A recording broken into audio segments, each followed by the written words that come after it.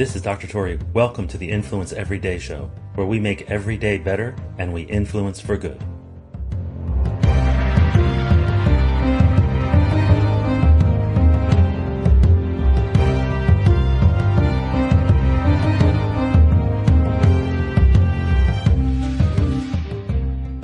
Have you ever had somebody take credit for your work? Well, it may not have been their fault. Hear me out. I was riding the train down to DC from Baltimore because I was teaching a course for Executive Master's Program at Georgetown University.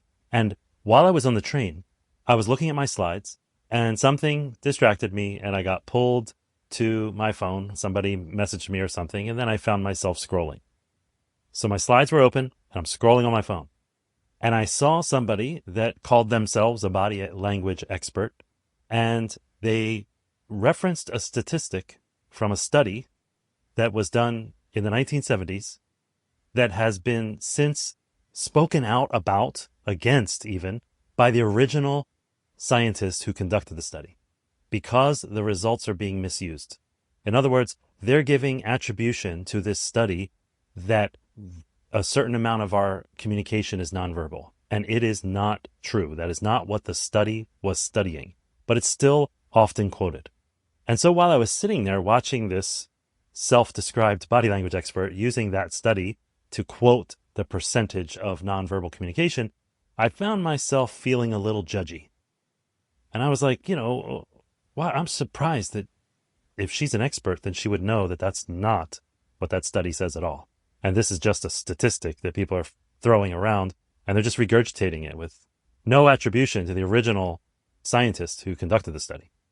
Nonetheless, I found myself judgy, but then I looked over at my slides, and my slides happened to be on a particular portion of my slide deck that was related to addressing one's own state, one's own emotional state, mental state, energy, physiology, etc. And the words that I had on the slide said, assume the best. Assume the best. So I was just feeling judgy. I look over, I see assume the best. I start to sort of like take account of myself. Hey, maybe I shouldn't have been so judgy. Maybe there's more to this story. So I look back at this woman describing this nonverbal communication and its high percentage of our communication. And I'm looking at it and I realized I started thinking about my own self. When have I misattributed? When have I made a mistake? When have I done something? And now this one example is a shocking example. I can't describe how I felt when this moment occurred. Let me explain. When my kids were little, I decided I was going to write a series of health books, kids books, a way that they could learn and I can influence their health over time, their well-being, through story and through kids' books. So I wrote a series of books called Salim's Dream. In the very first book I wrote, I told the story of Salim, who basically, under a little bit of peer pressure from his friends, ends up drinking alcohol. Then at night, he falls asleep, and he has a dream where he's in court, and his organs are testifying against him. So his tongue is testifying against him because he said things that he wouldn't have otherwise said. His stomach is testifying against him for the damage that it does to the stomach. His esophagus was testifying against him. His liver, all of these things were testifying against him in court. Great story.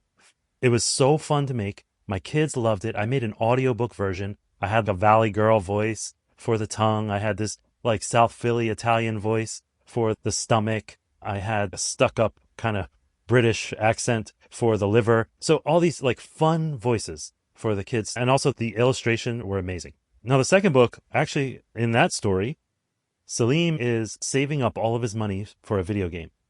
And he finally has enough for the video game, and the game is being released that day. While he's in school in the cafeteria, a girl approaches him and asks for money because she doesn't have enough for lunch. And all the other kids are making fun of her. And he lies to her and says, I don't have any money. And so he then goes, purchases the game, plays the game all night, falls asleep, and has a dream where, again, his organs testify against him. His hands testified against him, his tongue for lying, his heart for feeling the pain of lying but not listening to it. His money testified against him, etc. You get the idea. So this series of books about Salim having his organs testify against him, I thought was a phenomenal idea. And I thought it was my idea. However, a couple years ago, somebody that I went to 5th grade with posted something on Facebook, and she tagged me in the post. And she referenced me in the comments. And it turns out she had posted a video, or she found it, somebody posted it, a video from elementary school. So I don't know if you can think about, but like going to 5th grade in the 80s, to get a video recording and to still have it and to post it on YouTube, it's a feat beyond what you can imagine. But now I'm looking at this video. In the video, I'm acting in a play, and guess what? The play has a character in it. His name is not Salim. It's Zachary Daiquiri. And guess what? He is testifying. He is in court, and his organs are testifying against him. So all of my 5th grade friends are different organs, and they're up there telling him what he did to their body by drinking alcohol. Do you see what just happened? I thought the idea was my own. It wasn't. What is that called? That's called cryptomnesia. Cryptomnesia is essentially where you have a memory of a concept or an idea or a principle, and that memory is still there, but the source, the memory of the source has decayed. Okay? So when you recall the memory of the content and you forget the source, you attribute it to yourself and you think it's your idea. You think it's your idea. So what does this have to do with you? What does this have to do with someone taking your idea? They may not have taken your idea. They may have heard your idea and the source decayed, but they remembered the principle because it was such a good idea. And because they experienced it without recall of the source, they experienced it as their own. There was no malice. There was no ill intent. They simply had cryptomnesia. And this is a phenomenon that is common in all of us.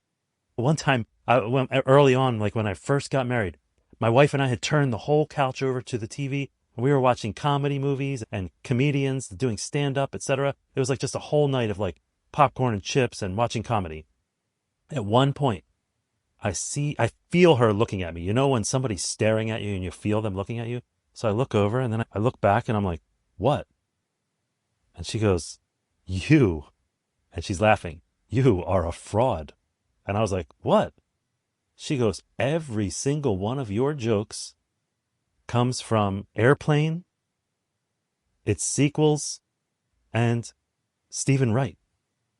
And every time I hear another comedian, I hear one of your jokes. And so anyway, that's the point, right? So I'm telling jokes, I'm being funny, I'm doing whatever, but I'm not necessarily remembering the source. This phenomenon has occurred again and again, cryptomnesia. The memory of the source has decayed, but the memory of the content is thought to be your own. Now, think about this when it comes to seeing someone on stage and they say something. For example, when I speak about influence and I give the 7 simple rules of influence, rule number 1, hands down, bar none, there's none more important than this one. It's to manage your state. Now, what's interesting about that phrase is that that concept exists in every single influence domain I've studied over the past 23, 24 years. Okay?